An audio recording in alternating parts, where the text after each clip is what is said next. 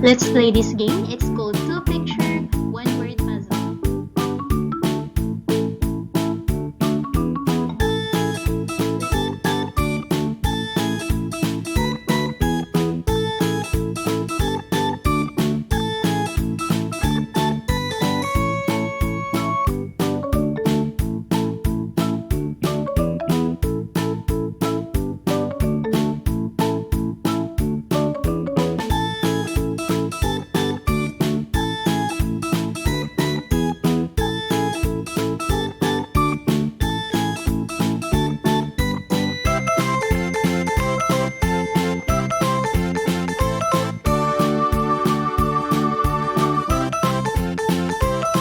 Hoy! Anong ginagawa mo? Ba't natutulog ka ang basa buhok mo? Di mo ba alam mabulag ka?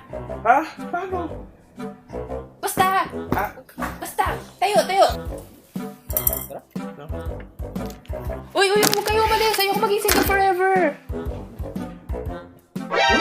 Uy! Balik ka naman dito! Go over back kasi hindi ako tatangkad yan. Dali, come on! Ano ba yan? Nakahilata ka na naman! Tubulong ka nga sa bahay! Kwentong bata to.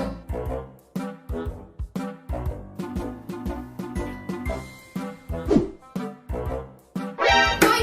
Anong ginagawa mo? Malas maguli sa gabi! Uy, may papasok na babae? Beautiful life, beautiful day 미치도록 널 사랑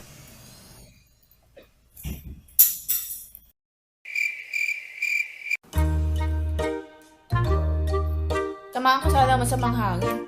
Sus, di totoo yan. Grabe.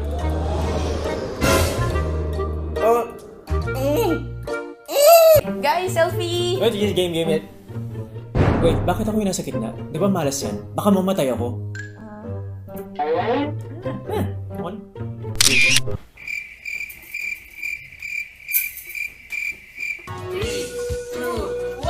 Happy New Year!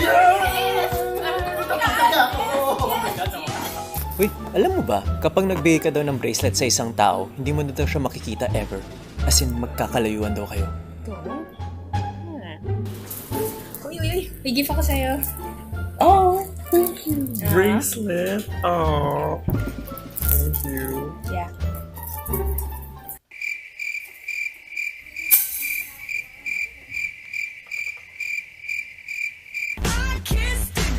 Charot. Okay.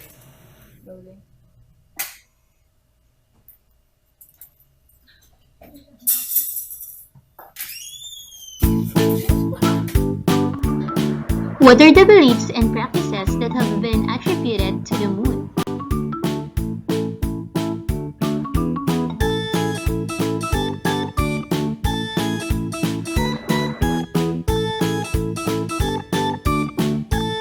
Welcome everyone. Now, let's talk about the beliefs and practices associated with the moon. Throughout history and many different cultures, the moon in all its different phases and phases is symbolic. Here are some of the common beliefs surrounding the moon. They said, gazing too long at the full moon will bring out one's inner lunatic. And the waxing of a new moon is the best time for sowing seeds, weddings, childbirth, new projects, and travel. Also, pointing at the new moon is a bad omen as it offends the man in the moon. Another is, a waning moon is a bad time for births and weddings, but a good time for cutting hair, fingernails, trees, as everything cut at this time will grow again. The moon's cyclical migration across the sky and its ever-changing form was in the early societies a powerful symbol of human life cycle. From new moon to full moon, each phase was assigned a special meaning, and the similar was with the lunar eclipses. In addition to its influence on the tide, the weather and life in general, the moon was also said to control the fate of the people. It was always believed that the phases of the moon influence events on Earth, not only the flow and ebb of the tides, but also bloodletting and haircuts were planned according to the lunar cycle. Over the world, cultures have developed myths about solar and lunar remarks. Many believe that they were foreclosing natural disaster or the death of royalty. In some Asian cultures, it was believed that lunar remarks were caused by demons or dragons that swallowed the moon. Our beliefs and practices associated with the moon is part of our culture and tradition. There are also scientific explanations about the different phases of moon. Still, we should value our beliefs.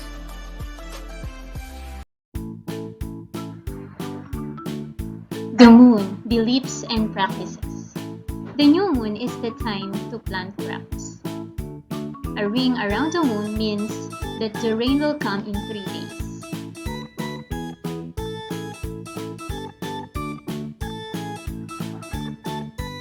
Crimes and accidents usually happen during the full moon. The full moon is associated with human madness.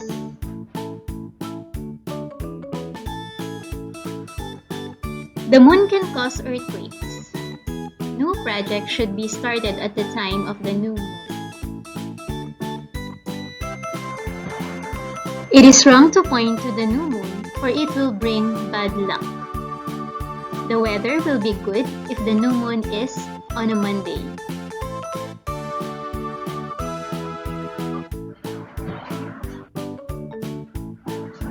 The phases of the moon is associated with suicide deaths. The light of the moon affects the fertility of women.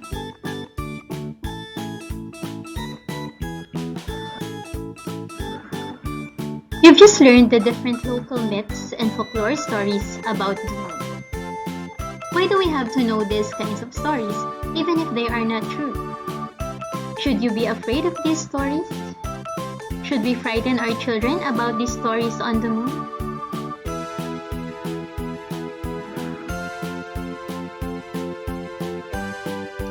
Many of the beliefs about the moon originated during the time when there were no logical or scientific explanations for events that happened. Many studies have been done to investigate on the lunar effects. So far, several studies on lunar effects have failed to show a significant relationship between the phases of the moon on crimes, traffic accidents, domestic violence, births of babies, suicide, major disasters, aggression, madness, psychiatric admission, alcoholism, sleepwalking, epilepsy, vampirism, and many others.